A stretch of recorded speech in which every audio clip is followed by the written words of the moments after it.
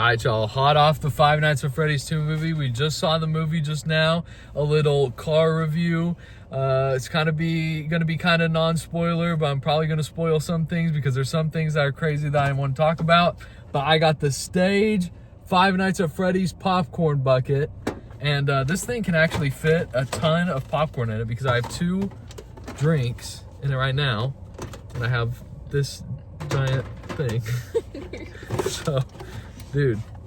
And oh yeah, and then they're selling these cups too. You can get these cups, they're like 50 cents extra than like a regular cup. And there's just so much room in here. It's actually kind of crazy. But dude, I thought the movie was pretty good. There were some moments in the movie that, you know, I would listen to, and then it would seem like they were just kind of pointing, oh, look at this cool thing from the game, look at this cool thing from the game, this cool thing from the game.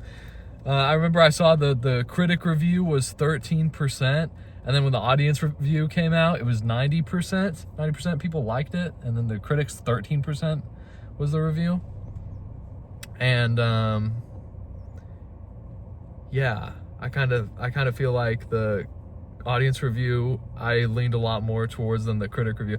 Also because it's opening night and people go crazy the opening night of the movie. Like every little thing that happened, everybody's like, what? Oh my gosh. Especially the mid-credit scene and then kind of the end credit monologue that was going on. There weren't that many people in the theater. Most people left, but there was something at the end. But yeah, I don't want to spoil too much. What did you think? I thought the movie was really good. I thoroughly enjoyed it. I'm not in on all of the Five Nights at Freddy lore, but as someone that doesn't know everything about the games, I think it was still well explained. Yeah.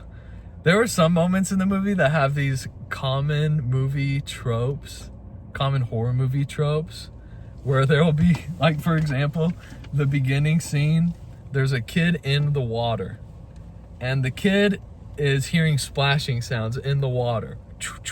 So what does he do? He looks up instead of in the water that he's in. He's in like this little pool. I didn't even notice that. That's the first thing I noticed. He grabs his flashlight and looks down a little bit, but then he looks immediately up. He just heard splashing noises. I didn't understand that at all. And then there were, you know, other moments in the movie where something would happen and a character would be like crawling on the floor to get away, when I feel like what happened to them previously, they shouldn't be crawling on the floor like, oh God, I can't do anything. And then there was this other part later in the movie, like near the end, where there were these 2 people and they were like hugging each other dearly. They're sitting in this big open room where they can just walk. They can just get up and walk away. And they're hugging each other like, oh God. While this horrifying entity, I'm trying to be a little bit vague here, this horrifying entity is standing over them, looking at them. And the horrifying entity moves as fast as Michael Myers probably. It doesn't move fast at all. It goes choo, choo, choo, choo. That's how it moves.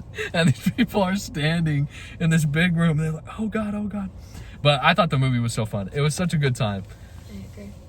Yeah, it was such a good time. Especially when you go to a movie like this that has a crazy fan base and everybody's so hyped at everything. Like, everybody got hyped at the end of the movie. But yeah, do you have anything you want to add? Go watch the movie. I think watching movies in theaters kind of gives it justice. We watched it in XD, and I honestly think it was worth it. The screen was bigger, there was more seats, so you got more of an experience with everyone else, like laughing and screaming. Yeah. And getting hype. And then the audio, I think, is better. There's a lot more surround sound in it. Like, at some points, I felt like the chair was kind of like vibrating because it was so loud. And that theater was packed. Yeah, it was. So yeah, the only seats that were left were like the very, very front row. Yeah. Yeah, the whole front row had nobody? I think there were like 2 people sitting in the front row. Oh my gosh. When I looked at the seats. Yeah, if y'all want to watch the movie, you got to get your seats before, like way before you plan on watching it. Yeah, we did it like a month out. We did it a month out. That's probably a little bit crazy. You probably don't need to do that, but yeah, we got our seats a month before today, the night that the movie came out. And yeah, go, because the last thing you want to do is watch a movie on opening night and you look the day before and all the seats are taken and you got to sit like right in front. I feel like that would hurt your neck like crazy. But they had so many cool things. I didn't even know that they had these little drink cups. But these are cool little collectibles. This is the main thing I wanted, was the popcorn bucket. And it doesn't have batteries, but there's a button that you can press here. And you probably can't see it too well, but it's got these little lights. And then the lights like flicker. They go like, and then so I'm just on. So it's really cool. And then, yeah, it's got the toy Chica and the toy Freddy and the toy Bonnie. I thought it was really cool in the movie, too, seeing all the characters from the game. Because in Five Nights at Freddy's 1, and how they're not CGI, they're actual costumes that they put together. I love that. You know, I love all the effort that was, like, put into it. Like, it was really cool. Five Nights at Freddy's 1, you know, there's only 4 animatronics. There's Foxy and Freddy and Chica and Bonnie. And then in the second one, you know, it's the same animatronics from the game, right? So, Mangled, Toy Chica, Toy Freddy, Toy Bonnie, Balloon Boy, Marionette, Withered Bonnie, Withered Chica, Withered Freddy. And I know there's 10 in the game. I can't remember the last one. But, yeah, all of them are in the movie. And it's just so cool seeing all that. And yeah, at the beginning, they have this part with the music box. All the Five Nights at Freddy's 2 people know when you're playing Five Nights at Freddy's 2, you got to keep winding up the music box or else Marionette kills you. And then, yeah, at the beginning, there's the music box. I'm trying not to spoil too much, but yeah, it was a good time. It's a fun movie. And my Five Nights at Freddy's review, I'd probably say it's like an 8. I didn't think it was something super phenomenal. But I definitely liked it more than I hated it. There were moments, did I already say this? There were moments that felt like, dude, they were just pointing stuff out from the game. I don't know if I did this in particular, but there was one moment in particular that really felt like they were just pointing at something like, look, this is from the video game. And that's the mask. I saw this in the trailer, so I don't think this is a spoiler. It was in the trailer where, you know, Josh Hutcherson puts the Freddy Fazbear mask on his head.